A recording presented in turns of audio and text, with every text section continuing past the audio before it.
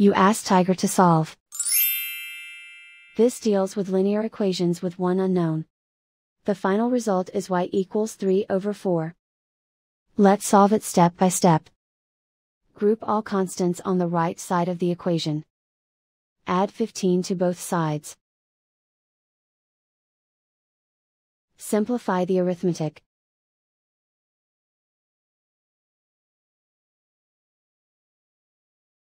Isolate the y. Divide both sides by 20. Simplify the fraction. Find the greatest common factor of the numerator and denominator. Factor out and cancel the greatest common factor. And so the final result is y equals 3/4.